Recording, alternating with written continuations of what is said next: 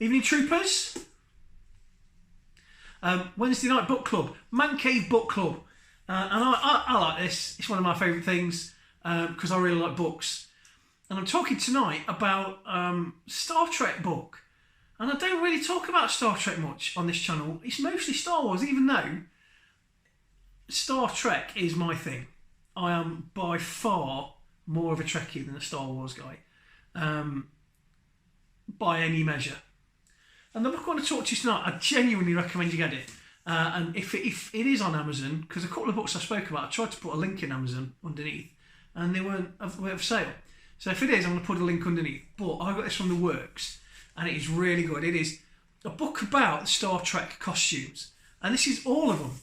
And this goes from the original series in the 60s all the way through to the Abrams-verse movies, and I think it may even have Discovery, but I'm not sure. It's definitely got the Abrams one up to the one that didn't have Khan in, but it was Khan.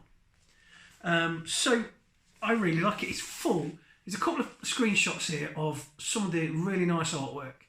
So there's stuff going on with the Borg Queen, and there's talk about how the Borg Queen and the Borg costumes in general were created.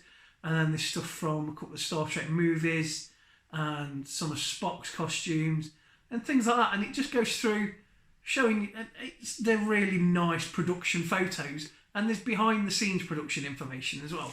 And one of the bit that stayed with me, the bit I really enjoyed reading, was the guy they brought in for the original series in the 60s, and they brought in a fashion designer, a high fashion designer, for the girls' stuff, which, looking back now, you can't see it, because obviously they're made on the cheap with 60s materials, but he was saying that he wanted the women on it to look sexy, but he couldn't show off the traditional sexy areas of a woman's body because it was a network TV show. So he had to accentuate other parts of the woman's body that looked nice but weren't necessarily going to upset the censors. So if you look back at old original Star Trek episodes, they're always open like around the navel or on the hips. So all the front's covered and everything's covered, but perhaps the hips are showing or the side, and he'd show as much skin as he could, but not necessarily in the places that were traditionally thought of as erotic.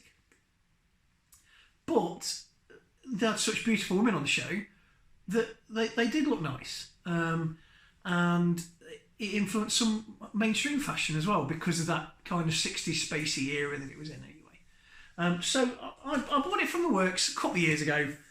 The book price, the actual proper RRP, is 35 quid. I never pay 35 quid for a book. If I had to pay 35 quid for a book and it'd bring my mum and dad back from the dead, I'd be thinking, oh, can I get it for 33 on Amazon? 35 quid for a book is a lot of money. But I'm sure I got it for like 5 to 8 quid in the works. And at that, you're stealing it. If you're a Trek fan and you see this for 110, you are stealing it. So it is Star Trek costumes, 5 decades of fashion from the final frontier, and it is by Paula M. Block and Terry J. Erdman.